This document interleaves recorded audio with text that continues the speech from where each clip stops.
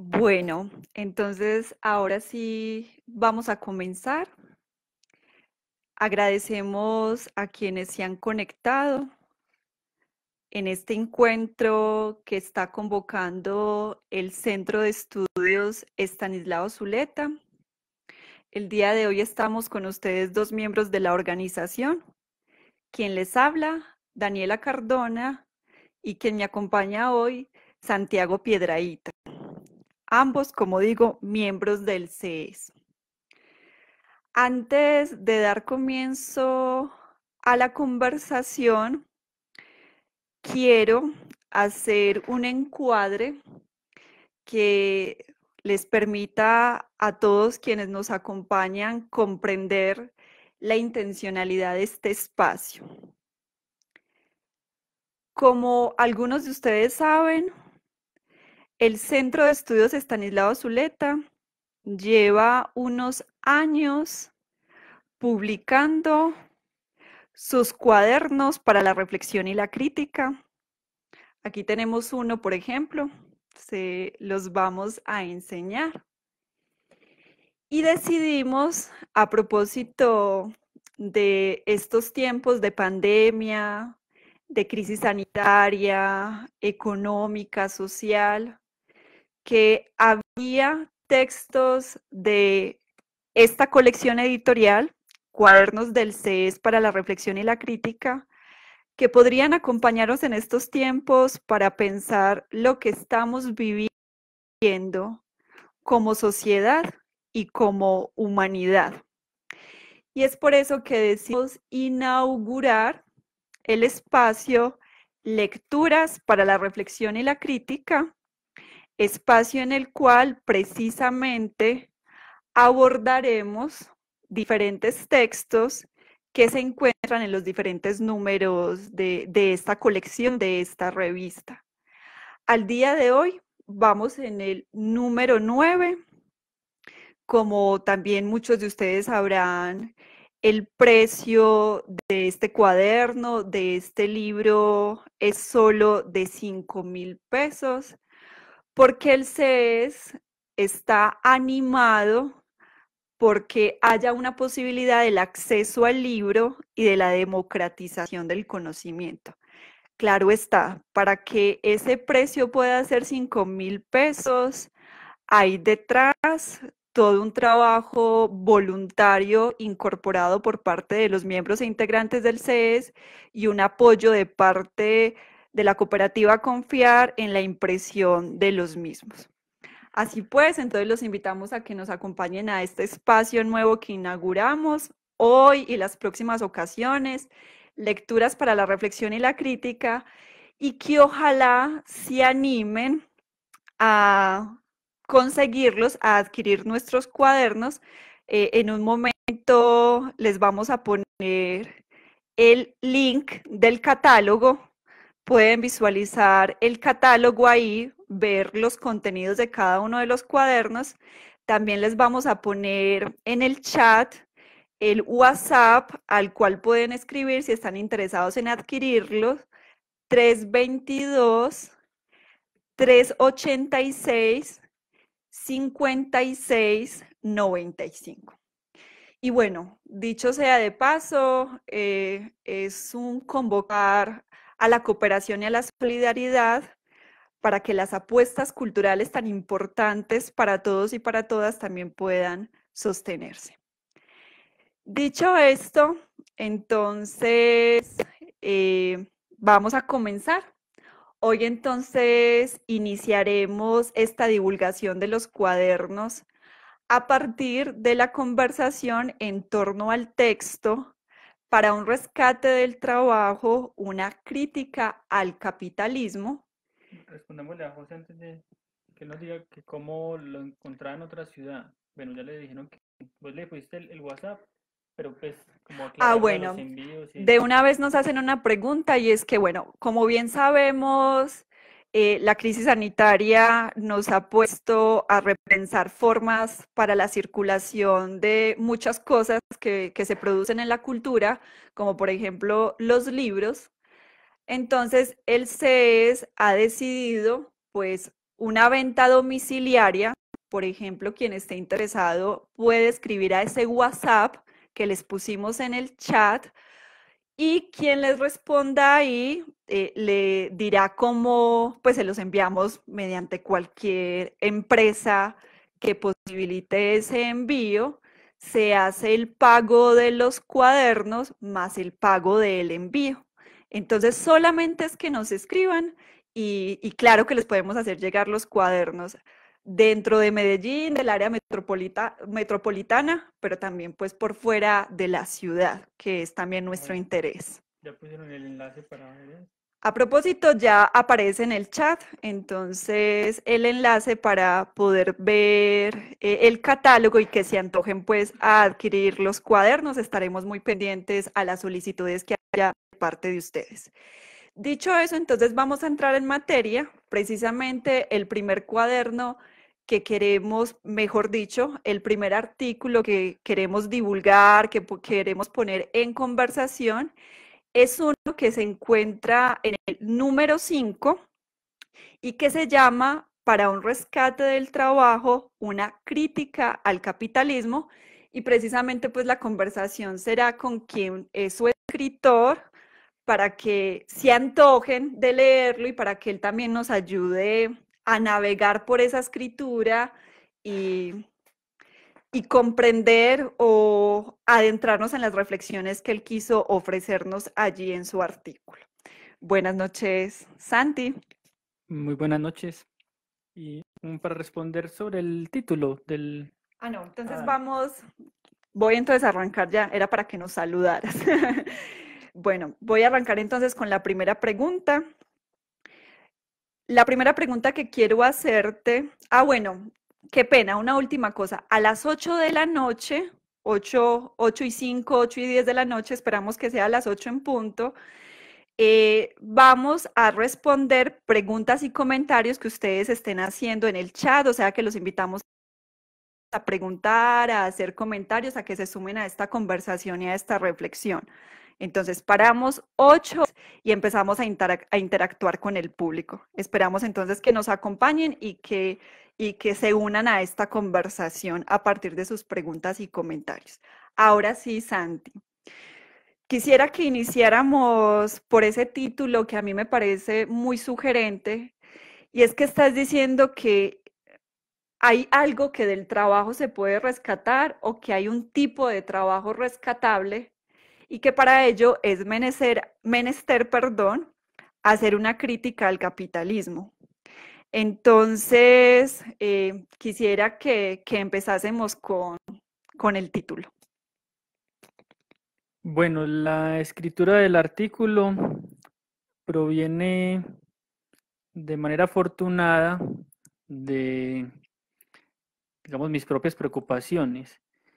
Digo de forma afortunada porque no sé si pues eso sea como una suerte de lujo que uno pueda escribir de algo que realmente lo mueve y no como de encargos pues o de temas que simplemente no le llegan a uno, sino que estás obligado pues por alguna razón externa. Y la preocupación mía pues provenía precisamente de una distancia que yo no sabía cómo nombrar en su momento, pero que digamos la sentía, es decir, era más como existencial pues que teórica si se quiere. Y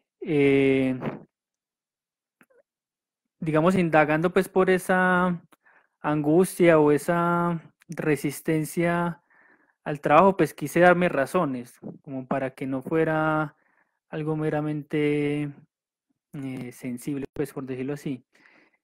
Y bueno, en algunos autores que investigué, digamos que hay algunas respuestas. Eso, más allá de lo anecdótico, tiene que ver pues precisamente con una posición que uno encuentra en Marx, y es que no hay una oposición necesaria pues entre individuo y sociedad. Es decir, que por ejemplo, entre Santiago como individuo y la sociedad en la que uno trabaja, incluso mis sensaciones, por ejemplo, con respecto a algo tan social como el trabajo, se podrían explicar, digamos, socialmente. Es decir, yo podría ir a la estructura de la sociedad, pues por ejemplo la explicación que hace Marx, y responderme, aunque parezca como muy lejano, algo tan cercano como una sensación pues, de angustia. Entonces cuando yo digo un rescate del trabajo, me refiero a un aspecto positivo de él. Es decir, en Marx, si se quiere, hay dos grandes rasgos o dos grandes aspectos para definir el trabajo, un aspecto negativo y un aspecto positivo. El aspecto positivo es el aspecto, digamos, hegemónico, el que eh, con el que trabaja, digamos, la economía clásica, pues por decirlo así, o la economía política, y es el de ser un gasto, una inversión de fuerza, de músculo, bueno, de tiempo, de inteligencia, por el que recibes a cambio, pues evidentemente un salario, pero ahí, digamos, digo que es negativo en el hecho de que hay una pérdida, pues el trabajo se puede presentar ahí como una pérdida.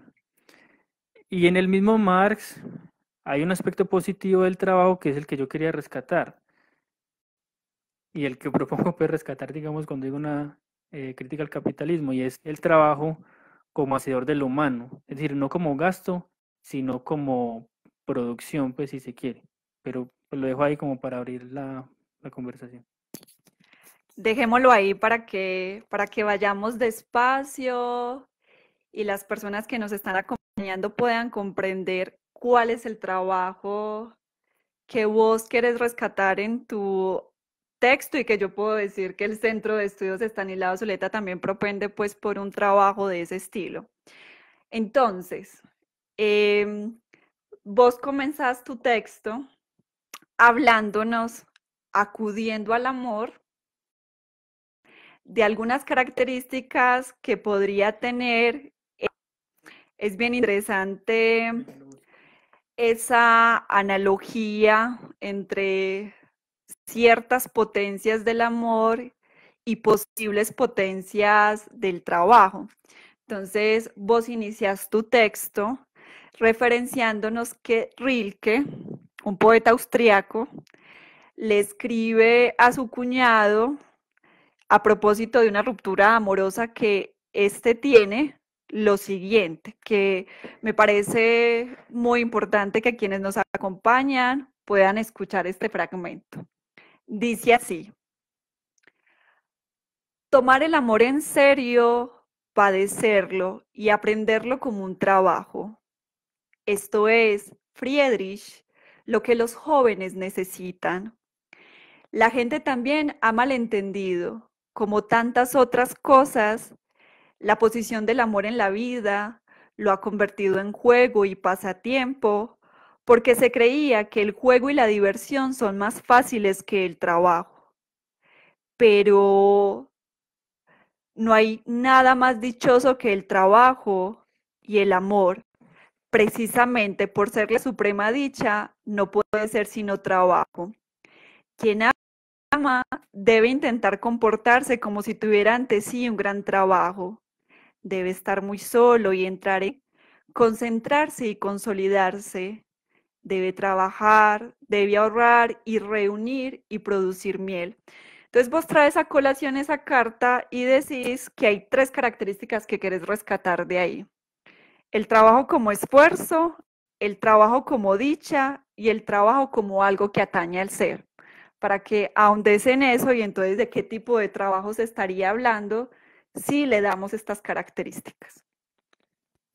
Bueno, la idea mía de empezar con esa cita de Rilke, además de ser pues como una suerte de homenaje al poeta, pues que puede ser muy desconocido para muchos, especialmente pues en esa faceta de las epístolas, tiene que ver con que precisamente me sirve para, digamos, hacer como un choque con un prejuicio que hay frente al trabajo, y es que eh, en todo caso se opone a la dicha, pues. En cambio, Rilke dice que lo dichoso.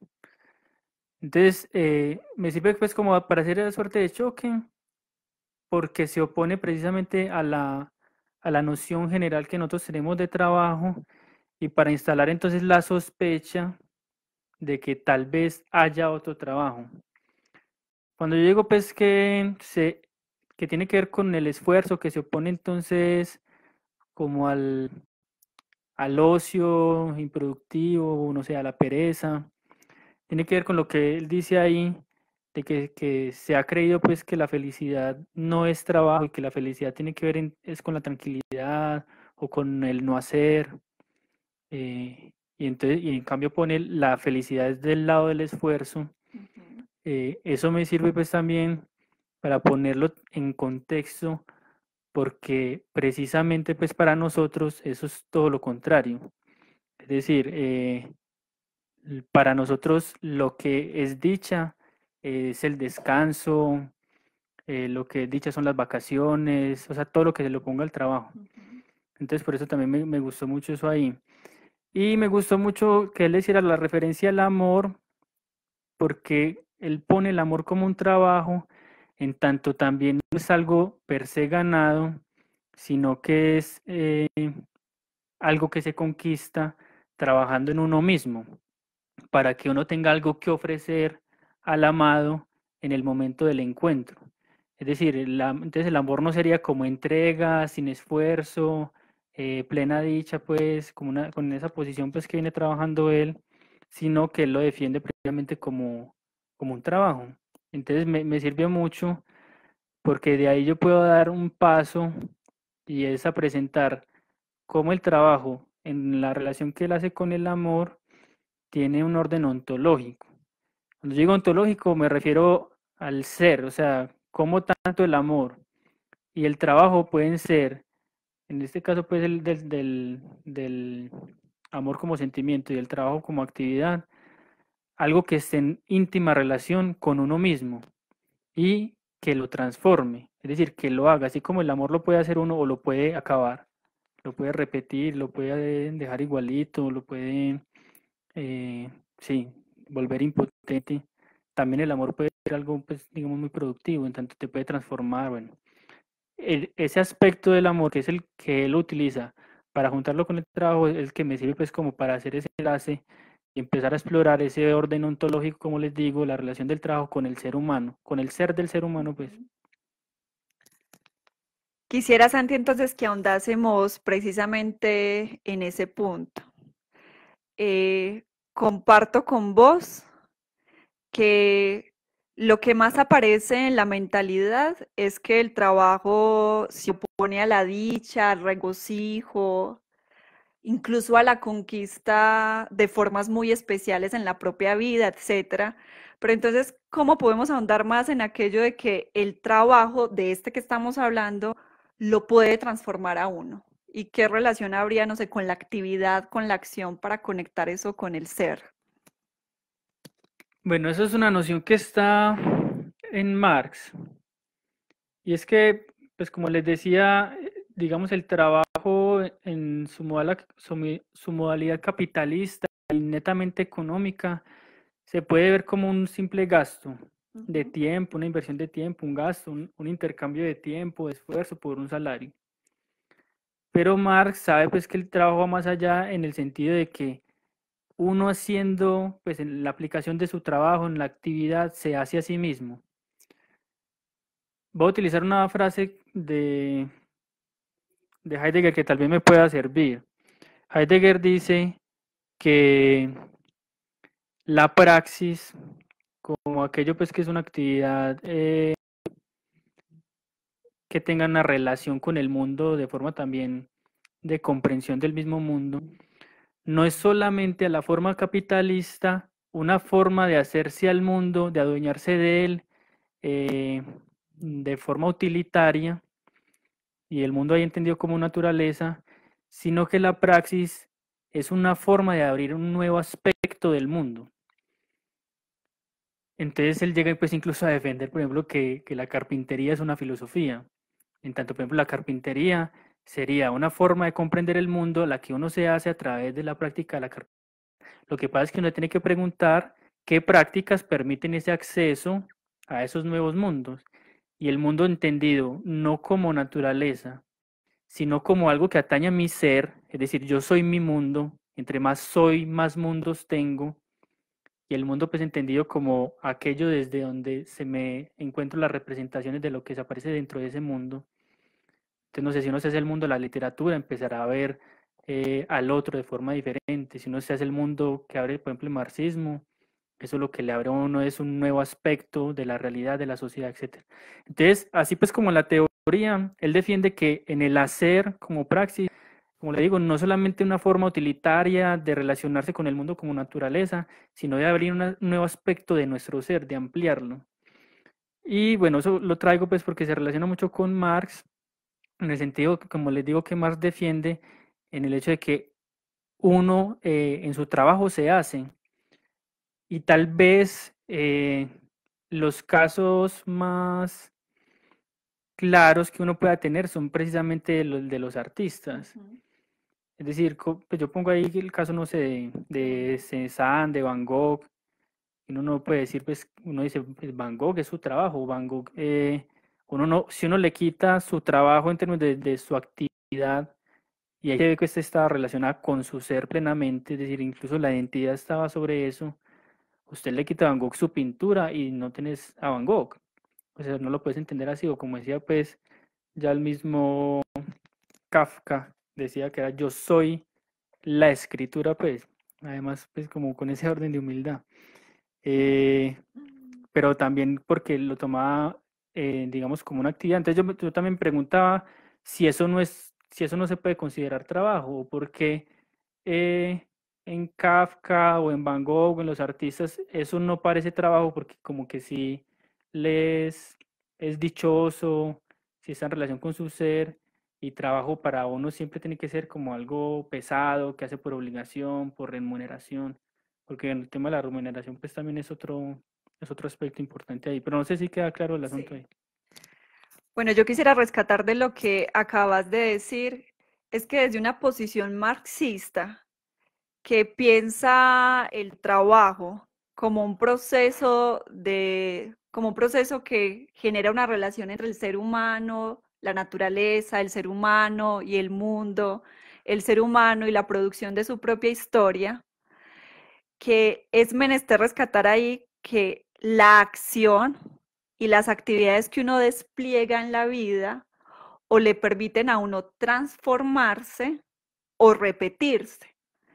Y eso es bien importante introducirlo porque yo creo que las personas que nos acompañan esta noche bien podrían pensar en la sociedad que actualmente tenemos y en los trabajos que cada uno realiza, si nos ponen de cara a repetirnos, es decir, estoy todos los días articulándome a la misma tarea, a la misma acción, y pasado un tiempo no veo que haya pasado nada en mí, o por el contrario, si estoy generando unas acciones y unas actividades que me permiten ver conquistas y ampliaciones del mundo que se tiene. Eso me parece muy fundamental, y entonces a propósito de eso, eh, si ese no es el trabajo que percibimos de manera hegemónica, porque pueden haber trabajos que sí nos transformen y que sí amplíen nuestro ser y nuestro mundo.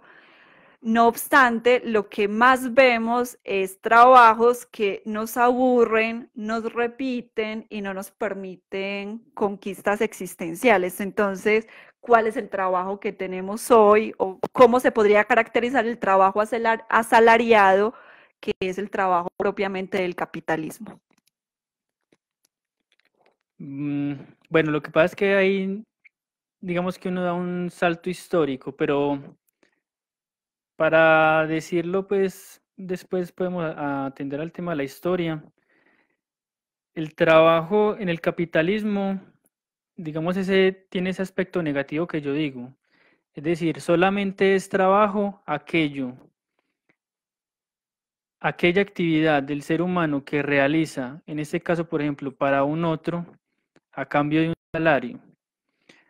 Pues porque ustedes pueden ver que uno realiza muchas actividades que no tienen a cambio una remuneración. Incluso pues ya para meterle el tema de género, pues hay en el trabajo doméstico, pues uno diría que es trabajo, o el trabajo de los cuidados. Eso no se reconoce como trabajo, sino que es como algo voluntario, como amor, o el artista pues tampoco trabaja, sino que es por amor al arte, porque precisamente pues tiene que estar de lado el orden de la remuneración como salario para que se reconozca el trabajo. Entonces, el trabajo que es como, yo lo quería presentar, un aspecto muy amplio del ser humano que le permite, por ejemplo, en este caso, ampliar su ser, su mundo, hacerse, digamos, a nuevas formas de relación, incluso hasta consigo mismo, ha terminado muy opacado, muy empequeñecido a un aspecto, pues, meramente económico y es solamente la actividad que se hace para un otro en función de una remuneración.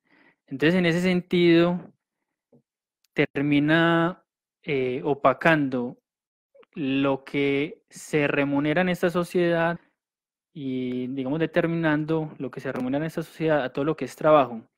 Es decir, a ver, aquí me pongo un poquito marxista, pues pero se toca.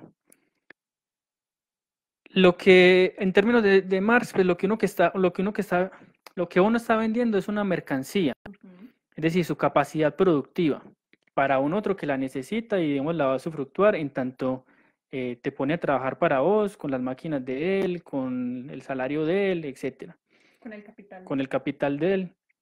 Y de ahí sale un producto del cual es dueño el que te contrató, él lo vende, bueno, y basado, digamos, en la operación de la venta te paga tu salario. Pero de ahí, entonces de lo que uno puede sacar es que esa mercancía que es uno, digamos, es útil siempre en función de que sea útil para el otro. Es decir, de lo que te pongan a hacer y salga ahí como producto, sean últimas útil para la sociedad. Entonces uno tiene que preguntar, entonces quiero que agarremos bien pues como esa determinación. Es decir, solamente por lo que se paga sería útil a la sociedad porque las mercancías que se llegan a vender tienen encerrado, digamos, un tiempo de trabajo, en tanto las mercancías son producto humano, pero además de eso tienen que encerrar una utilidad. Es decir, algo inútil no se vende. Entonces uno tiene que preguntar ahí porque hay trabajos que no se remuneran. Entonces uno dice, bueno, el trabajo que no se remunera cumple con el aspecto de ser inversión de tiempo. Uno puede decir que Kafka o que Van Gogh que no pueden día venir los cuadros que hacía y Kafka pues que tampoco vivió de lo que escribió, no significa que no invirtió tiempo o talento o esfuerzo, antes pues invirtiera mucho. Y sin embargo eso no se correspondía digamos con un reconocimiento salarial, que habla de eso, de que lo que ellos hacían en ese sentido no era útil socialmente. Y ahí en el aspecto marxista el problema está en que lo que es útil socialmente es aquello que reproduce la sociedad. Entonces, por eso, todos los aquellos que no nos queremos, digamos, asimilar a las lógicas de un trabajo en el que no nos reconocemos, porque lo demás no creemos que sea útil, algunas cosas, pues, como no sé, producir carros que contaminan o traer trabajos, pues, que uno sabe que no le hacen ningún valor social, pero que sin embargo la utilidad social, porque sí reproducen el capitalismo, termina uno creyendo que uno es un inútil o que el trabajo de uno no vale o que uno no está trabajando. A uno le pasa pues mucho en las organizaciones sociales que incluso le dicen, bueno, vos estás trabajando, ¿no? Yo pues claro que entonces yo qué estoy haciendo acá, pero como no ven un salario detrás, no lo llaman trabajo. Pero bueno, vuelvo y les digo, ¿por qué es lo que se paga en esta sociedad? ¿Por qué vale más? Pues porque si se paga, no sé, por ciertas mercancías, por ciertas formas de entretenimiento y por qué, por ejemplo, las formas culturales que critican tanto esta forma y por ende no reproducen la forma de la sociedad son tan desvaloradas y les toca pues acudir a otras formas de solidaridad. Entonces, bueno, para la respuesta, pues, que vos me decías antes, ¿cuál es nuestro trabajo? Es uno muy apocado y que está escrito en unas determinaciones económicas que lo vuelven simplemente una actividad que uno separa a un otro, a la cual esa actividad es útil en función de lo que produzca. Y lo producido es útil siempre y cuando eso sirva para reproducir la misma sociedad. Bueno, Santi, has dicho cosas muy interesantes que me parece importante subrayar. Em, en principio dijiste trabajamos para un otro. Sí. mediante un contrato dentro de esta modalidad del trabajo que estamos hablando, que es el trabajo asalariado y que dicho sea de paso, pues en Colombia la precarización, la precarización del trabajo asalariado está al orden del día, la reducción de salarios, los despidos. Incluso esta caracterización que estamos haciendo del trabajo asalariado le pasa es a un porcentaje de la población que está habilitada para ser contratada pues en Colombia. Pero vale la pena preguntarse por esta modalidad y por los efectos pues también en la vida de todos. Entonces, bueno, rescatar eso, un trabajo para un otro mediante un contrato, y eso es importante rescatarlo porque eso es histórico. Sí. Ahorita me gustaría mucho que hicieras un contraste para que las personas puedan reconocer la potencia de la historia, en el sentido de que la historia nos enseña que no siempre las cosas han sido de la misma manera, y que si no han sido de la misma manera y que por tanto es construcción de los seres humanos, luego entonces podrían cambiarse. Listo. Trabajo para un otro. Dijiste, se remunera lo que se reconoce como útil, y es un momento histórico y unas coordenadas sociales lo que dice que es útil y que no es útil. Útil socialmente. Útil socialmente. Entonces, el trabajo cultural y el trabajo artístico, por poner un ejemplo, no se remunera, no es reconocido, porque entonces no se comprendería como una utilidad o una necesidad social. Y sin embargo, entonces sí, los carros y muchos otros productos que incluso amenazan contra el planeta mismo. Listo, también nos dijiste eso. Y nos dijiste que incluso es muy importante la producción de mercancías que posibilitan la reproducción del mismo sistema. Sí. Porque el capitalismo, para sostenerse, necesita de formas de reproducción, como por ejemplo el sistema educativo, etcétera, entre otras cosas pues que pueden reproducirlo. Y hay otra cosa que me gustaría subrayar ahí, y es que si uno trabaja para un otro, luego entonces lo que uno produce no es de uno, sino que es del otro. Sí. Luego entonces, que me gustaría que andásemos en eso también, a uno le contratan es una fuerza de trabajo, lo contratan por un tiempo determinado, y eso pues que ya sabemos que incluso con la pandemia, a partir del teletrabajo, las fronteras de la jornada de trabajo están desapareciendo, y estaban desapareciendo pues mediante otros contratos como prestación de servicios, etcétera, etcétera. Y también rescatar que si trabajamos para un otro y producimos cosas que ya no son propias, sino que tienen que salir al mercado, luego entonces es porque nosotros no tenemos ni los medios de producción ni el capital, y que solamente podemos vender nuestro tiempo. Entonces, bueno, yo quisiera que ahondásemos ahí y quisiéramos como un contraste, o sea, porque es así, no de otra manera. Y yo creo que el contraste lo podríamos hacer evocando el trabajo artesanal que vos mismo lo traes a colación en tu artículo. Bueno, yo aprovecho pues la cuña para la defensa de la historia y para la defensa de ese aspecto en Marx y la defensa de un pensador como Marx, que parece pues es pecado como decir eso, mencionar a ese pensador, pero bueno, que es referencia al centro de estudios, porque fue referencia de Stanislao Zuleta y porque es muy importante para pensar nuestro tiempo. La historia le sirvió a Marx en su momento para atacar lo que él veía, se presentaba pues como natural. Es decir, por ejemplo, hay aspectos pues con los que él peleaba pues o discutía en su época contra la economía que criticó, en lo que los argumentos que daban para el orden de cosas siempre atendían a argumentos naturales en el ser humano, como el ser humano tuviera una suerte de esencia que en el capitalismo se cumple. Entonces, que el ser humano es egoísta por naturaleza, o que el ser humano solamente va en busca de su interés. Entonces esencializan al ser humano como si él fuera interesado per se, y no hay una sociedad, por ejemplo, de la competencia, que nos enseñan a competir desde el colegio y competimos en el trabajo, y compiten los capitalistas entre ellos, y compiten entre ellos pues también los obreros o los asalariados.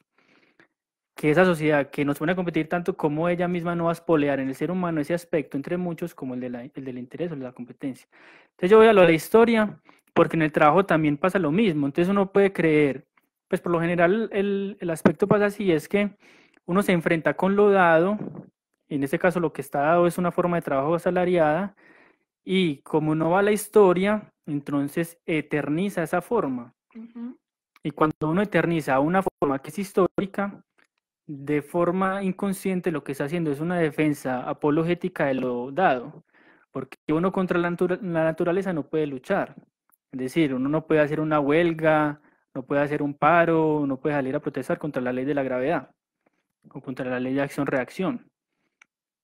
Y entonces, si uno presenta esos aspectos de lo humano o las formas del trabajo como naturales, o cualquier otro aspecto, pues, o no sé, como la concepción, la relación entre los géneros, los aspectos pues, con los que se mira a la mujer, entonces ahí no hay discusión que dar, porque es que contra la naturaleza no se puede hacer nada.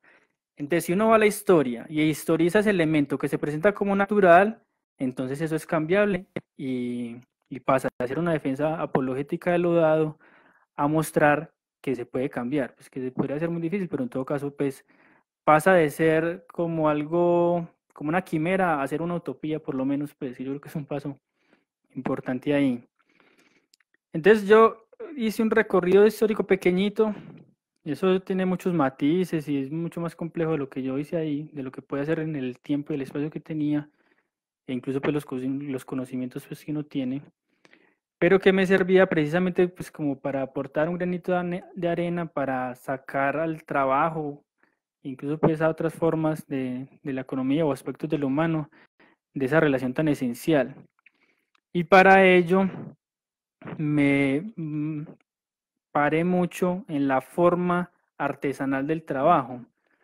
¿Por qué me paré en esa forma? Precisamente porque el capitalismo en sus orígenes tuvo que luchar mucho contra esa forma del trabajo, porque se le oponen muchos aspectos.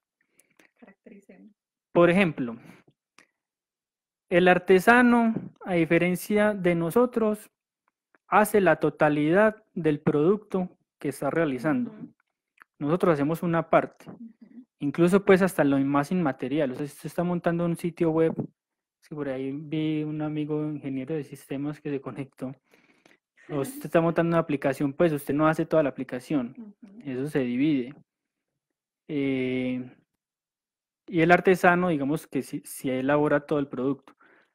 Ese aspecto, para volverles a mostrar cómo hay una relación entre lo social y lo individual, incluso hasta en lo psicológico, es muy importante en Marx porque el hecho de que yo pueda hacer todo el producto y no solamente una parte, me implica, pues eso es socialmente, ¿sí o qué? Esa división se llama manufactura del trabajo y que es social y que implica, eso implica de forma individual para cada cual que le esquilmen de su ser una posibilidad y es la de reconocerse en lo que hace. Es decir, por ejemplo, el artesano podía reconocerse en la silla. Mi abuelo fue, pues, por ejemplo, ebanista, entonces él decía esto, lo hizo Iván Piedradito, ¿por qué? Porque tiene la veta y tiene la forma que le da Iván Piedradito. Tiene hasta mis errores. Claro, y mis errores, pues, por ejemplo. En cambio, aquel que hace una parte, por ejemplo, de un carro, que en una, pues no sé si ustedes han visto que eso es toda una serie, sale un carro cada 4 minutos, porque cada 4 minutos se está poniendo una partecita. Y entonces vos estás en esa línea de montaje y le montas, no sé, por ejemplo, la ventana, entonces vos no puedes salir a señalarle, vea, yo monté esa ventana, yo, pues me entendés, ahí se impide un reconocimiento en la totalidad de la cosa, porque es que uno no puede imprimir su personalidad, porque el que puso esa ventana la puso como le hubiera puesto cualquier otro. Por eso es que lo pueden echar y poner a otro, pues ahí. Entonces, bueno, ese aspecto de lo artesanal es sumamente importante y contrario, pues, a lo que nosotros hacemos. Otro aspecto del artesanal, por lo menos en una de las posibilidades que tenía el artesano era trabajar para sí mismo, en términos de que podía pues, vender su propio producto y no había una mediación. O si la había pues en términos comerciales, en todo caso, él era el que se podía poner su propia vigilancia, sus propios tiempos, su propia lógica. Sí, digamos, esas determinaciones pasaban más por él. Cuando en los albores del capitalismo empiezan a haber las contrataciones a los artesanos, el artesano también pierde esa independencia. Lo que pasa es que, como vos decías ahí, que otra vez para hacer la defensa del orden histórico pues, de Marx, Marx dice lo que se tiene que cumplir es que aparezca en el mundo y aparece de forma histórica un tipo de sujeto, llamémoslo así, que sería el obrero. ¿Y qué se necesita para ser obrero? Dice Marx, pues necesita ser doblemente libre. ¿Cómo así que doblemente libre? Pues libre en tanto se terminó la esclavitud o se terminó la servidumbre, entonces uno dispone libremente de sus fuerzas. Pero también uno está libre de todos los medios de producción, en tanto pues se fueron expropiados. Y al tener esa doble libertad, entonces uno queda en la posibilidad de, junto con otro aspecto histórico, y es que alguien sea dueño de los medios de producción que son sociales y los tenga de forma privada, entonces se ve obligado a estar contratado de forma asalariada.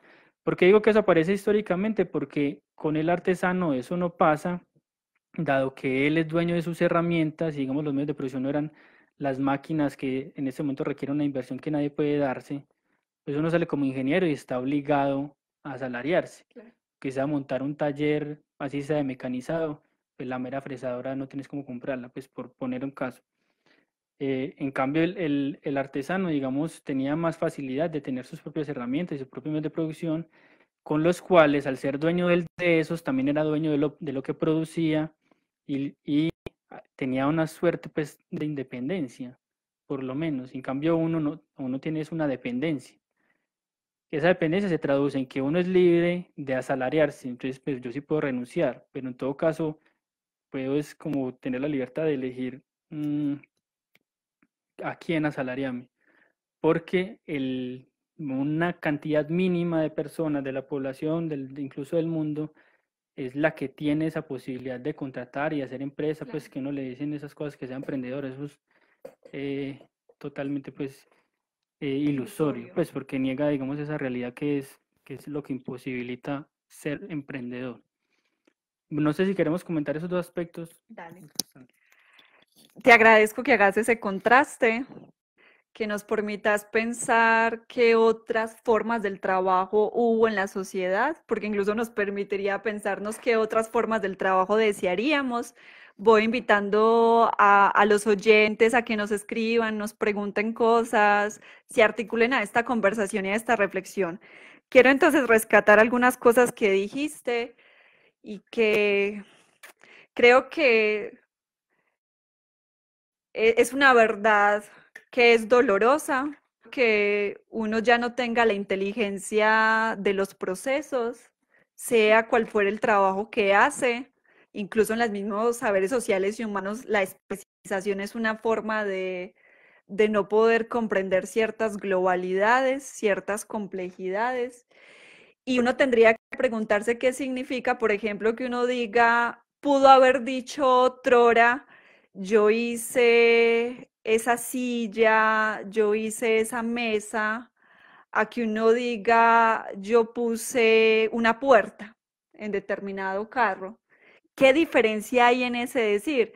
E incluso en el desarrollo del capitalismo, cuando se pasa de la manufactura, que es la división del proceso del trabajo en diferentes actividades que en tanto parceladas cooperan, pero el obrero está, o el artesano, pues que ya se está insertando al modo de producción capitalista, está parcelado, pero incluso aún tiene la herramienta consigo. Y con esa herramienta puede intervenir la materia prima. Mientras que la gran industria incluso ya significará la distancia con la herramienta, porque casi que se convierte uno en operario, ya no un interventor de una materia a partir de un entendimiento así sea parcelado, sino meramente pues un operador. Eso me parece importante señalarlo.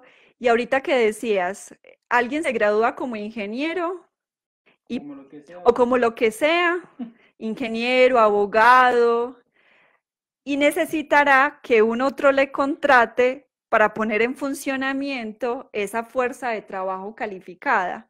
Y es muy tremendo entonces cuando el ingeniero, el abogado, lo que fuese, no encuentra ser contratado, porque incluso no puede decir que esa potencia, esa fuerza de trabajo en potencia se pierde. claro. Y entonces que salir al rebusque, que montar formas pues de la subsistencia y la sobrevivencia, que amenaza pues mucho contra el ser humano y contra sus derechos, pero también incluso lo desaloja, incluso pues de su propia profesionalización, aunque esté parcelada. ¿Tú quieres decir algo ahí Dale.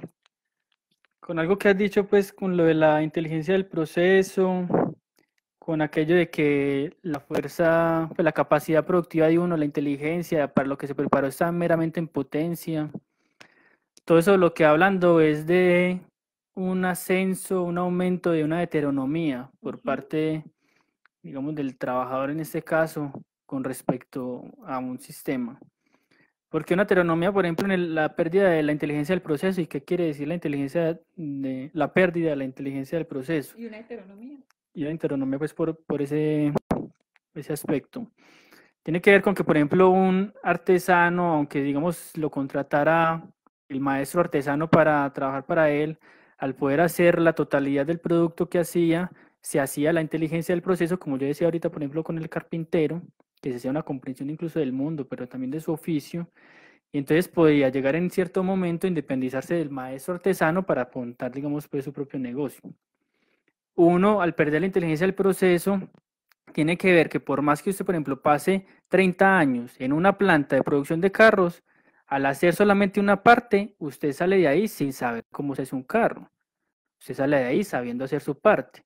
Entonces, eso que, porque hay una heteronomía ahí, porque al perder la inteligencia del proceso no hay forma de independizarse, porque además tampoco podrías, aunque tuvieras, no sé, la forma de hacerlo en términos materiales, en términos intelectuales, eso se perdió, se coartó. Y el otro tema de la heteronomía es lo que vos decías pues con lo de la potencia, de que el trabajo está en potencia en uno, es que tiene que ver con eso, que solamente se puede poner en acto en el capitalismo si uno trabaja para un otro. Eso es muy tremendo porque tan determinada está pues el asunto que aquello que en uno es mera posibilidad y digamos uno se preparó en la universidad para eso, se puede quedar en una imposibilidad dado que no encuentra cómo ejercerlo sino a costa pues de asalariarse pues. Y tiene todo el problema que decimos de, por ejemplo, si uno se preparó para trabajar en cosas que no son útiles para la sociedad, pues te va a sacar impotente porque además la posibilidad de poner en potencia aquello que, poner en ejercicio aquello que tenés en potencia en la sociedad, pues la restricción que les decíamos ahorita, y es que lo que hagas sea útil socialmente, si no, pues tenés que dedicarte a otra cosa. Que ahí, Santi, vale la pena subrayar el peso de las determinaciones sociales. Y, por ejemplo, en estos tiempos de pandemia, se cae el discurso de que mi propia capacidad, mi emprendimiento, mi fuerza individual me llevará a ser mejor y a poder sostenerme material y económicamente. Y la pandemia ha revelado los horrores del capitalismo porque precisamente se está generando mucha fuerza de trabajo sobrante porque precisamente al detenerse la economía, esta economía capitalista que no pone en el centro la vida, sino la producción, el mercado, el consumo, aún más el consumismo, y entonces, no porque yo sea muy capaz, si están cerrándose las empresas, sobre todo en Colombia, las micro, las medianas y las pequeñas empresas, porque sobrevivirá el gran empresariado, no solamente por mi gran capacidad podré insertarme al mercado laboral porque hay unas determinaciones. ¿Qué determinaciones? Que esta fuerza de trabajo que cada cual comporta sea necesitada en el mercado laboral.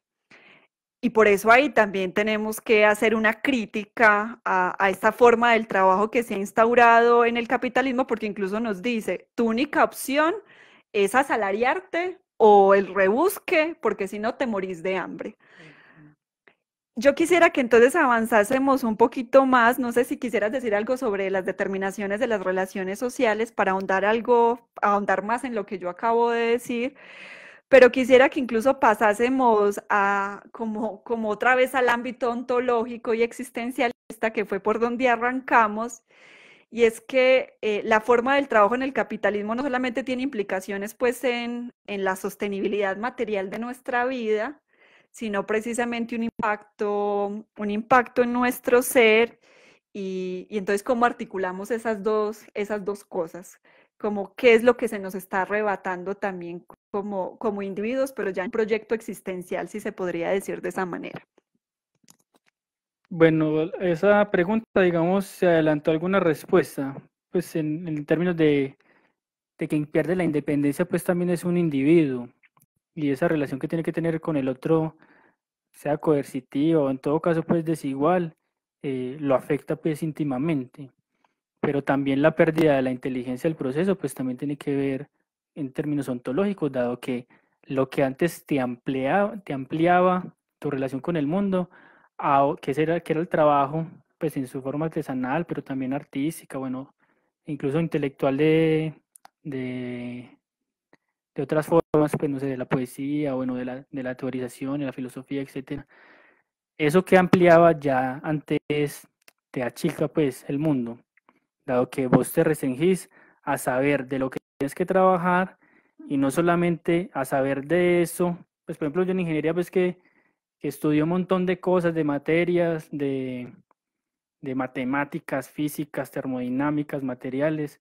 Cuando uno sale a trabajar, sale a aplicar una cosa de eso. Entonces, incluso lo que se me ha abierto como mundo, en términos teóricos, ya de forma práctica, pues se achica porque uno entra en una rama productiva, en un proceso productivo, a vigilar, digamos, una sola cosa.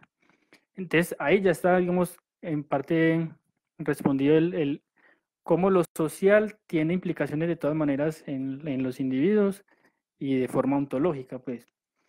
Y el otro aspecto que tal vez falte, pero que se debería de lo que hemos dicho, es que el capitalismo, pues en su forma de la competencia, de la ganancia, de la vigilancia, de la regulación de los procesos, de, de cuadrar siempre todo para que haya el mínimo de gastos y el máximo de rendimiento, y por eso es que instala pues esa forma manufacturera del trabajo en la que se divide pues todo un proceso en sus partes y se pone a un sujeto a hacer esa parte nada más. Eso implica entonces que el trabajo se vuelva repetitivo, es decir, que uno se inserte en una parte a la que se va a enfrentar mañana y pasado mañana y que por lo general pues uno no vea un gran cambio y que se vuelva repetitivo y que venga por ende el tedio. Eh, Creo que ese aspecto, pues si lo podemos ver más adelante, que es como el que yo más desarrollo, es muy importante porque tiene consecuencias no solamente en el trabajo mismo, sino en lo que queda por fuera del trabajo. Me refiero a que, como hemos visto, ya el trabajo, digamos, pierde formas de justificarse a sí mismo, dado que él en sí mismo no puede entregar un aliciente para que uno vaya a trabajar. Es decir, ya uno no va a trabajar porque se reconoce en eso, porque va a aprender, porque va a ampliar su mundo. Entonces, como cada vez más se queda sin argumentos, los argumentos para ir a trabajar los tiene que poner afuera. Porque incluso, pues, como les digo, lo del tedio, lo de la aburrición, preferiría uno no ir. Eso se resuelve con una pregunta muy sencilla, incluso pues para que el público se la haga. Si en ese momento cada uno se ganara la lotería, o no sé, que el gobierno pues dijera, le vamos a dar una pensión vitalicia desde ya, en la que se van a ganar 8 millones de pesos de aquí en más hasta que mueran. Estoy seguro que pues, el 99% pues no va a trabajar mañana. Entonces, si no va a trabajar en el momento en el que se le solucionó, por ejemplo, el trabajo, quiere decir que el trabajo estaba justificado de forma externa. En este caso, por ejemplo, el salario. Y lo teso eso es que si uno le hace esa misma pregunta a Kafka o a Van Gogh, ellos no dejan de trabajar. Antes, por ejemplo, Van Gogh se pone contentísimo, por fin solucioné el problema, ahora sí me puedo poner a trabajar en ¿Y lo que... entonces dónde se pone la justificación? Antes la justificación, como les digo, como el trabajo ya no tiene argumentos para justificarse a sí mismo, pues la justificación en un momento histórico se hizo de forma externa, de forma ideológica, bajo una modalidad pues que se dieron en llamar pues los teóricos la ética del trabajo.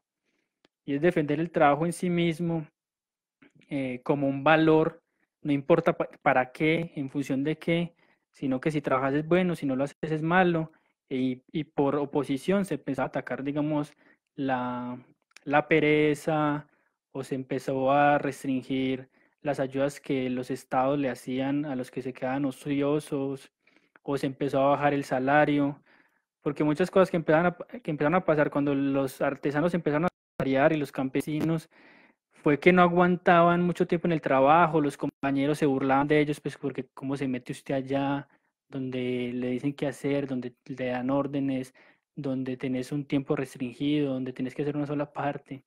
Entonces los capitalistas, pues yo muestro eso ahí con algunas citas, se quejaban mucho de por qué abandonan el trabajo, estos son unos perezosos, estos no tienen compromiso con el trabajo, me dejan esto tirado, si ganan en 2 días, los que les sirve para la semana no siguen trabajando. Entonces se tuvo que instalar todo un movimiento, no solamente material, en lo que estoy diciendo, pues, como lo que dijimos ahorita, pues, de dónde se pone el trabajador con respecto, por ejemplo, a la propiedad de los medios de producción, cómo se pone el trabajador con respecto a la relación con el que lo contrata. Todo eso que materialmente cambió, tenía que ir acompañado con un cambio ideológico que justificara eso. Entonces, el cambio ideológico fue esa de la ética del trabajo que ideológicamente, desde los púlpitos, desde los defensas incluso filosóficas, defendían, por ejemplo, la repetición, que porque uno repitiendo se hacía mejor en lo que hacía y no se embrutecía, pues al contrario, bueno, eso se correspondía. Y la otra justificación que viene por fuera, que tal vez es más cercana a nosotros, aunque yo creo que en Antioquia sí, pues yo digo porque como nosotros somos de aquí, se justifica mucho el trabajo con sí mismo todavía, pues como hay que ser berraco, echados para adelante, que hay que trabajar mi hijo, bueno. La familia. Pero en todo caso sería pues como externo, pues, porque como el trabajo no se justifica a sí mismo, tiene que venir una idea a justificar. Y el otro argumento que viene de afuera, que yo creo que sí es más hegemónico y que también está en nosotros, es el argumento del salario. ¿Y por qué digo que pesa más? Por el ejemplo que yo pongo incluso ahorita, cuando yo les decía que si usted se gana la lotería, por más que le digan que trabajar es muy bueno, que hay que ser muy berraco, usted no se dedica a trabajar. Entonces significa que había algo que lo justificaba por fuera, que era el salario. Entonces, ¿eso de qué habla? De que el trabajo se quedó sin argumentos. Y en ese caso, el salario, la promesa que da es hacerse pues al consumo, que eso pesa muy bien Bauman, de cómo el consumismo o el consumo es una justificación muy buena para el trabajo. Pero miren que otra vez es externa, que eso es lo que yo quiero remarcar. Bueno, Santi, te voy a hacer una última pregunta para que ya pasemos con las preguntas del público. Yo dije que entre 8 y 8 y 10, sino que es que no quiero que no toquemos la última parte del texto que a mí me parece bellísima. Pero antes de tocar esa última parte del texto, otra vez subrayar cosas muy importantes que dijiste, y es, fue menester acudir a una ética del trabajo porque ya el trabajo no se justificaba en sí mismo como efectos importantes que tuviera sobre el propio ser. Ahí la pregunta que le quisiera dejar al público es, ¿cómo pensarnos qué trabajos existen en el capitalismo? ¿Cuáles trabajos son avalados? ¿Qué trabajos importan? Y si es menester, entonces preguntarnos para qué determinados trabajos, porque alguien puede decir, no, el extractivismo y los trabajos que genera, pero óigame, pensemos el extractivismo puesto en una relación social de producción capitalista, ¿qué significa eso? Pero ¿qué significa que la producción de comida se haga mediante agroindustria y no mediante la agroecología? Pero entonces, ¿qué significa que la salud se inserte dentro de una relación mercantil, como lo hemos visto también con la pandemia, y que se busca pues que se derogue la ley 100 porque la salud debería ser un derecho y no una mercancía. Entonces, bueno, lo que quiero subrayar es que es importante pensarnos qué trabajos hay en el capitalismo, cómo se produce y en ese cómo se produce, qué lugar tiene el individuo, qué mutilaciones se le hacen al individuo, pero también qué mutilaciones se le hacen a la misma vida y a la naturaleza. Que eso no lo pensemos porque estamos hablando de una relación social de producción. Y que otra cosa que vos decías que me parece muy importante en el texto, y es que cuando el trabajo solamente importa como ganancia, se pierde también como el vínculo social porque solamente se refrenda una importancia personal, sí, lo que yo pueda consumir. Y eso es muy lamentable porque ¿qué significa perder el lazo social y que el trabajo nos vincule a causas trascendentales y a causas sociales y que meramente sea el consumo o la reproducción de los medios de vida? Entonces, para que lo pensemos. Y ya para que nos des unas últimas palabras frente a esto tan bello que escribiste, que está en el último apartado del texto, y es que dices lo siguiente. Lo voy a leer desde acá.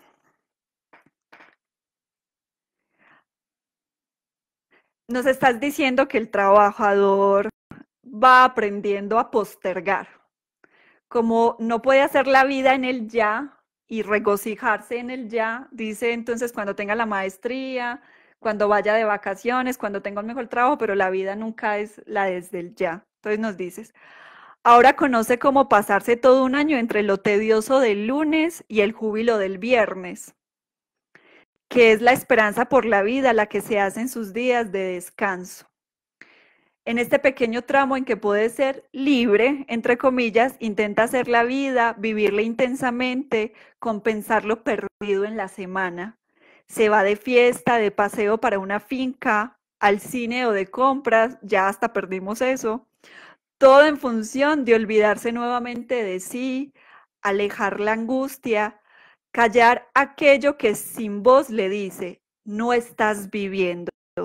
A tu vida no lo habita ningún proyecto, pero aquello insté y llega un momento en el que la trampa se agota y pasa que ya el sábado y el domingo no son suficiente aliciente para aguardar, para soportar a la serpiente de sus pesadillas. Entonces le dan 15 días de vacaciones o le pagan la prima, le hacen un aumento, se compra un nuevo carro o se muda de casa y la condena vuelve a justificarse. La angustia calla nuevamente. Así el trabajador transcurre su vida en un aburrimiento que no puede cuestionar, se la pasa entre la pérdida de su ser en un trabajo maquínico y en la borrachera del entretenimiento vacío que le significa el ocio. El trabajador no solo ha perdido la inteligencia del proceso, los medios de producción, la libertad, la posibilidad de darle una justificación más allá de lo personal a su esfuerzo, sino algo más importante todavía, a saber, la posibilidad de narrar su vida.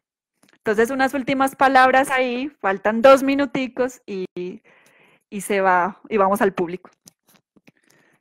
Bueno, antes de responder, pues, o de referirme a ese aspecto de la crítica, a ver, ustedes notarán que la crítica que yo estoy haciendo, si se quiere, es la menos popular que se le hace al trabajo. Porque por lo general, bueno, y al capitalismo mismo, porque por lo general la crítica al capitalismo y a las formas del trabajo que se le hacen se circunscriben al ámbito salarial o a la reducción de la jornada de trabajo, que yo no estoy diciendo que sean menos importantes, sino que son más populares. Este aspecto, si se quiere, más filosófico, más ontológico, tal vez sea más olvidado. Y a mí me parece preocupante porque precisamente en estos tiempos de pandemia y la crisis económica que estamos viendo, hemos llegado a tener que hacer unas reivindicaciones que cada vez más se alejan de esto. Y si cada vez se alejan más del orden ontológico, quiere decir que en lo inmediato estamos más mal. ¿A qué me refiero? En el siglo pasado, a mediados del siglo pasado, pues que se logró lo que se conoce pues como el estado de bienestar. Las reivindicaciones que tenían que ver con el trabajo tenían su aspecto en ya no solamente la reducción del trabajo, que digamos eso viene del siglo XIX, la reducción de la jornada laboral, que también lo estamos perdiendo. Pero cada vez estamos trabajando más. A una reivindicación salarial, y ellos fueron más allá de esos dos aspectos, porque además del salario, pues pedían, digamos, lo que se conoce como salario indirecto, que tenía que ver con toda la seguridad social, las prestaciones sociales, que tener salud, que tener educación, recreación, bueno, etcétera. Y ustedes verán que nosotros vamos para atrás, porque ahorita estamos trabajando más de 8 horas, sea porque trabajamos por prestación de servicios, sea porque trabajemos horas extras por mera necesidad, sea porque tenemos 2 trabajos, etcétera, o porque estamos teletrabajando, que el teletrabajo pues ya borró los límites de la jornada de trabajo. Entonces ahí digamos, como que dimos un paso atrás, pero el otro paso atrás con respecto al trabajo también tiene que ver con las prestaciones sociales, en las que la mayoría de los trabajadores son informales y no tienen ese acceso. Y las reivindicaciones, pues digamos, como que aún se ponen ahí. Y ahorita estamos tan mal que lo que se pide es trabajo y ya. O sea, se pide poder tener un salario, no me importan las prestaciones, no me importa el tiempo, yo trabajo en lo que sea, no me importa si me gusta o no. Y eso es muy tremendo porque yo creo que entre más cedamos en las reivindicaciones, más se acomoda de todas maneras esas reivindicaciones digamos, algo muy cortoplacista. Y esa crítica que yo hago, pues como verán, sale de lo económico, porque eso está en Marx, pues sí, yo creo que ese aspecto de Zuleta es muy importante, de que la crítica al capitalismo no solamente se tiene que hacer porque sea injusto, o porque está acabando con el planeta, sino porque efectivamente recorta las posibilidades del ser humano. Es decir, le niega la posibilidad al ser humano, por ejemplo, de hacer la vida en función de su deseo, de lo que desea. Eso aquí está prohibido. Y la pregunta es si eso tiene que ser así o no. O le niega la posibilidad de reconocerse en lo que hace. Le niega la posibilidad de ampliar su mundo y no especializarse nada más, por ejemplo, en lo que sabe. Es que ahorita hay un mensaje que me dejó un amigo ingeniero, que me dijo que Santiago es el humanista. El ingeniero humanista. Pero eso tiene que ver precisamente con que hay un aspecto, por ejemplo, de lo humano, que por ejemplo yo por ser ingeniero tengo recortado per se, incluso hasta en mis propias búsquedas, porque uno la teoría o el saber o el formarse lo tiene únicamente para trabajar. Entonces miren todos los aspectos que se pierden, que van más allá de lo que es como más popular, pues o no sé, lo que más vemos con respecto a la crítica al capitalismo. Y ese último aspecto del artículo va por ahí, que yo sé que las otras críticas se tienen que hacer, pero yo quería hacer el aporte por ese ámbito, porque creo que es el más olvidado y creo que es el que la gente más padece. Pues yo sé que la gente padece hambre, padece jornadas extensas, jornadas intensas, jornadas con poca remuneración, pero digamos que eso es como un poquito más fácil de agarrar. Uno sabe que está trabajando mucho, uno sabe que le están pagando poquito, bueno. Pero ese otro aspecto yo noto, y eso yo me parece que es una crisis de la juventud, que lo viven de forma muy solitaria, de forma muy angustiosa, porque en el momento en el que tienen que salir a trabajar, salen de la universidad, que la universidad pues a uno no le dicen que es el trabajo, y uno se hace pues un montón de expectativas. Apenas salís, se encuentra uno con una angustia que no sabe cómo nombrar, porque precisamente ese aspecto es el que menos se toca. Entonces el último aspecto que yo decía que se pierde la posibilidad de instalarse en el tiempo es porque la vida en función del trabajo y del consumo se hace, si se quiere, en dos estados como básicos, y es trabajar para poder descansar o para poder entretenerte. Pues en todo caso el lado del descanso está la entretención, sí, el entretenimiento, el salir, el descansar, que se opone al trabajo. Pero entonces uno queda como inmerso en una suerte de rutina en la que trabajas, en los que el lunes son muy malucos, eso es muy popular pues en esos memes que salen, y los viernes son muy dichosos, que la gente le da gracias a Dios que es viernes, hace el sábado y el domingo lo que puede hacer en términos de distraerse con respecto al trabajo, y vuelve a repetir el lunes, y pues yo me pregunto, entonces la vida tiene que ser eso, la vida no va más allá de repetir, digamos, ese ciclo. Y yo sé que la gente entonces intenta salir, entonces, no, pero es que yo una vez al año entonces voy y paseo, o me voy a conocer, pues a mí me parece que es como, de todas maneras, insuficiente, especialmente, pues porque, por ejemplo, ya hablando del paseo, de conocer ciudades, uno no se hace la cultura pues así.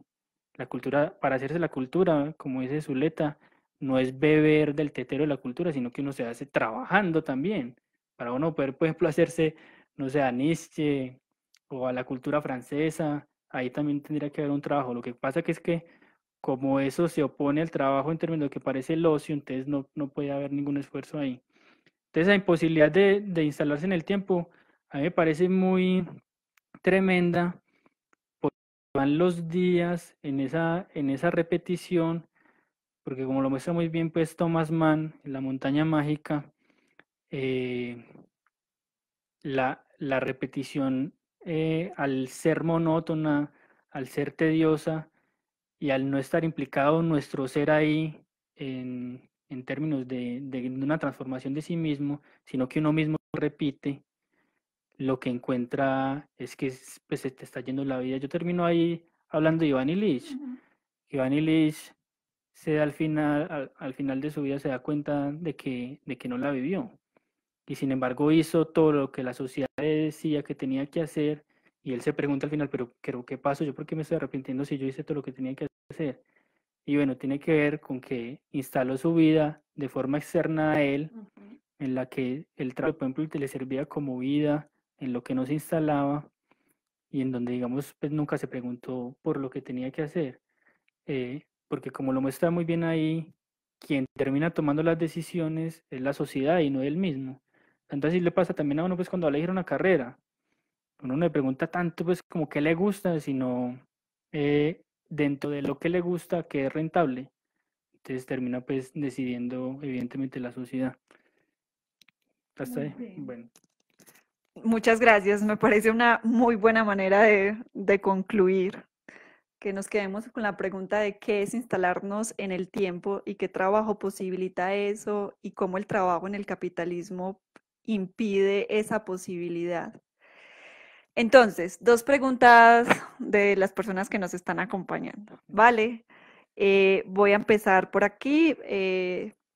Una de las personas que nos acompañan pregunta cómo la educación, la cultura en general, los contextos donde se desenvuelve un ser humano, ha entendido o nos ha hecho entender en demasía humana que tiene o no valor comercial o reproducción beneficiosa o útil. Una pregunta muy buena. Te voy a decir la otra de una vez. Prefiero leerlos para no ir a tergiversar sus comentarios y sus preguntas. Otra persona nos dice, buenas noches, quizás a riesgo de pasar por ecléctico y habiendo tenido la oportunidad de leer el artículo hace algún tiempo, me surge la duda de si esta parte mala, entre comillas, del trabajo expresada en la esclavitud, entre comillas, Hay que ponerlo entre comillas porque es muy diferente la esclavitud al trabajo asalariado. ocasionada por el salario, plusvalía entre paréntesis, solamente se da en formas capitalistas de la economía o puede ser también plausible, digamos, en formas colectivistas como los modelos socialistas, por ejemplo, como el de la URSS. Sí. Teniendo en cuenta, y aquí me salgo un poco del artículo, que un autor como Ernesto Sábato, quien en su juventud militó en el Partido Comunista Argentino y viajó a la URSS, denunciaba que incluso allí se encontraba el hombre engranaje, es decir, que incluso allí donde se procuraba la liberación del ser humano, las personas no eran más que un engranaje de la gran industria soviética. Finalmente, otra pregunta, ¿cómo conciliar el asunto de la libertad desde una posición liberal o cualquiera otra con el trabajo donde queda la industria? Teniendo en cuenta que la técnica sí que progresa y eso es parte pues de la condición humana. De antemano, disculpa por la pregunta tan larga, no importa, pero porque hay asuntos muy importantes ahí, creo que puedes tomarte este resto de tiempo que falta pues para concluir nuestro encuentro, para referirte a todo esto que está contenido en estas intervenciones. Muchas gracias por las mismas. Bueno, la primera pregunta se puede responder haciendo alusión a un término que es el de la ideología, que eso es un término pues muy difícil, muy amplio, pero bueno, lo voy a tratar como en uno de sus aspectos. Y tiene que ver con las ideas, las valoraciones, los ideales que nosotros tenemos y nos ponemos, que precisamente les sirven a, digamos, a la reproducción del sistema, pues lo que pasa, bueno, sí, llamémoslo así, de la sociedad, pues, en este caso capitalista. ¿Por qué les sirve? Porque ustedes se tienen que preguntar, por ejemplo, si nosotros mañana amaneciéramos con otras ideas, con otras valoraciones, o sea, que por ejemplo el valor no fuera, no sé, ser rico o ser poderoso o ser famoso, o que no viéramos, no sé, en el trabajo algo que fuera necesariamente obligado, sino que le pidiéramos más. O sea, que amaneciéramos con otras ideas diferentes a estas, como que amaneciéramos siendo artesanos. Se puede acabar el capitalismo. Pues porque es que uno tiene que preguntar también por qué es lo que hace que todos los días nos despertemos con las ideas precisamente que no se le anteponen a esto, sino que le sirven. El tema de la ideología pues es muy amplio, pero no solamente, pues no tiene que ver tanto como que a uno le transmitan de forma así maliciosa a alguien unos valores que le sirvan a la época, sino que se da precisamente en las formas. Un ejemplo que hace Zuleta con el de la educación, cuando él dice que las formas de la escuela, que van pues desde la escuela, colegio y universidad, que son las mismas, le sirven al sistema capitalista. Él no critica tanto los contenidos que se dan en esa escuela, porque no le dan cosas que podrían ser muy contrahegemónicas, pero muy valiosas, como, no sé, saberes científicos, filosóficos, sino que él critica más las formas en las que se dan, que las formas están relacionadas con el para qué esos contenidos. Entonces, los contenidos que a uno le dan en la universidad, en todas partes, son para salir a trabajar. Y las formas se adecuan a eso. ¿Cuáles son las formas? Por ejemplo, en las que a uno le dan no la posibilidad de pensar, sino que le dan información que uno se tiene que aprender. Y por eso uno presenta un examen, eso pasa mucho en la universidad. Entonces uno se volvió un teso en cálculo 2 en el tercer semestre. Y al otro semestre ya le estaba olvidando. Porque precisamente se aprendió un montón de información y no el proceso. Y la otra cosa es que uno aprende también a estudiar, dice Zuleta, cosas que no le interesan eh, por una nota, que tiene que ver otra vez con lo que te decía, lo externo de la justificación. Es decir, como es tan aburridor la forma en la que se presenta porque se da como un contenido y no me lo presentan, por ejemplo, en relación conmigo mismo. Es decir, de una forma filosófica se puede presentar la ciencia, de una forma filosófica se puede presentar la sociología o como dice Zuleta, pues la célula. Como eso no lo pone en relación conmigo, sino que me lo presenta de forma externa, un saber externo que tengo que asimilar de manera informativa para presentar un examen, entonces eso se me presenta a mí como un tedio o algo perezoso, no se justifica a sí mismo, sino por fuera a través de la nota. Entonces dice Zuleta, aprendemos a estudiar cosas que no nos interesan para una nota, para poder así salir a trabajar en cosas que no nos reconocemos por un salario.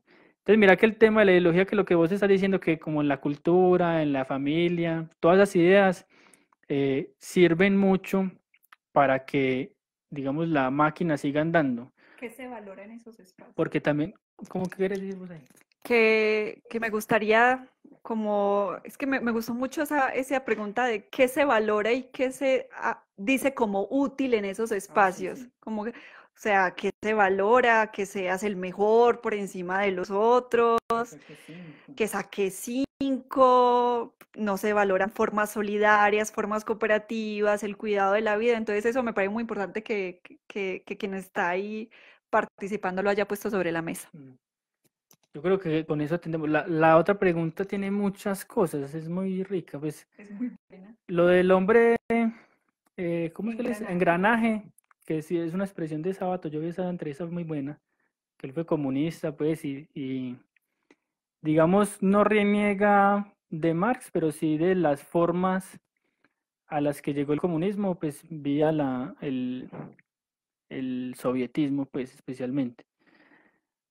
Él, él me hace la pregunta como que si entonces esto necesariamente solamente para el capitalismo, sino en Es, formas es también decir, comunitarias. o sea, por ejemplo, el plusvalor, el excedente o la ganancia que deja el trabajo asalariado en el capitalismo, si eso no se podría también ver como en la forma, en Pero la... yo no creo que le está hablando del plusvalor. Sí, Él no está hablando como de la parte mala. De un momentico, a ver, yo repaso esa, para no tergiversar. incluso, sí, pues yo entiendo es como que también hay una alienación, pues es el término ahí. Y yo digo que sí. Pues a ver, eso se tiene que entender históricamente, pues para uno no ser como injusto con el asunto. Y tiene que ver con que Rusia, pues al estar tan atrasado, pues porque ustedes saben que la Rusia pues tenía un gran porcentaje de una relación de producción, pues como la del vasallaje, del campesino. Tuvo que adoptar no solamente la técnica capitalista, sino las formas eh, de producción pues capitalistas.